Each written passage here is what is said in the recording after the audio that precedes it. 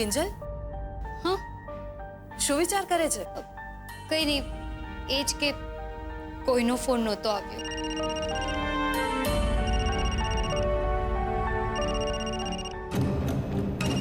Private number? શું કરું? શું કરવાનું હોય? કાપી નાખ એટલે બલા ટળે. નહીં ઉપાડ બેટા. કદાચ સામેવાળા સાથે વાત કરવાથી જ આપણને એનું સરનામું અથવા તો બીજી વિગતો મળી જાય. અને હા, ફોન સ્પીકર ઉપર રાખજે, બધા સાંભળી શકે.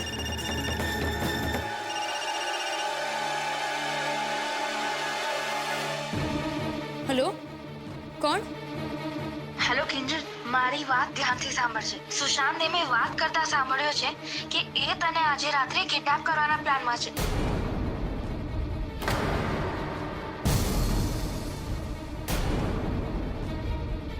અને એ પણ તારા ઘરેથી. શું? હા, આગળનું શું એ હું સાંભળી ના શકી, પણ જેટલું સાંભળ્યું એટલું તને કહી દઉં છું, એટલે તું સાવધાન રહે.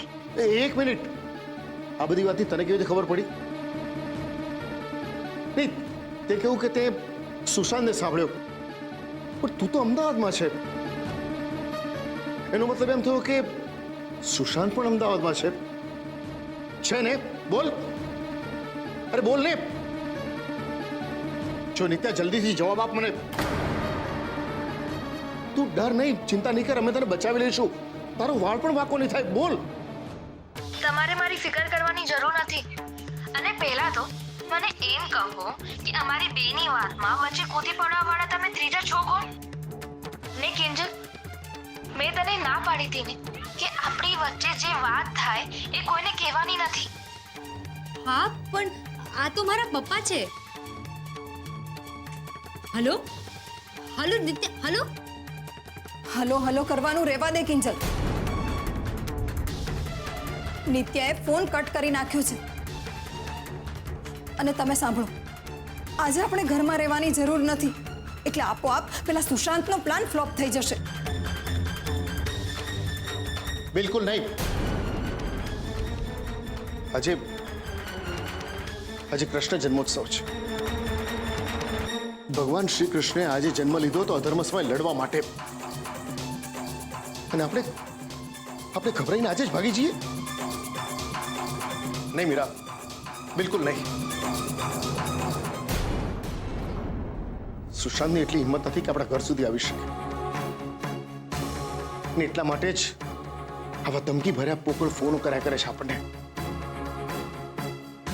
મને તો સુશાંત કરતા નિત્યા પર વધુ ડાઉટ આવે છે. એકવાર એમ કહે છે કે એને કિંજલની મદદ જોઈએ છે સુશાંતને પકડવા માટે, તો બીજી તરફ એ પોતે ક્યાં છે? એને સુશાંતના પ્લાનની ક્યાંથી ખબર પડી? અને કંઈ પૂછીએ છે તો ફોન કટ કરી નાખે છે.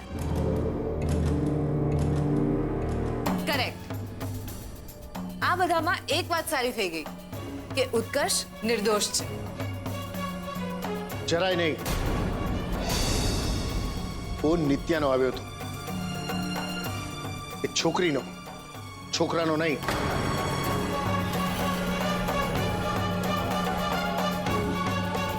હા, પપ્પા સાચું કહી રહ્યા છે. ફોન નિત્યાનો આવ્યો હતો, એક છોકરીનો. તો એનો અર્થ એ જ થાય છે કે આ બધા પાછળ કદાચ ઉત્કર્ષનો હાથ હોઈ શકે.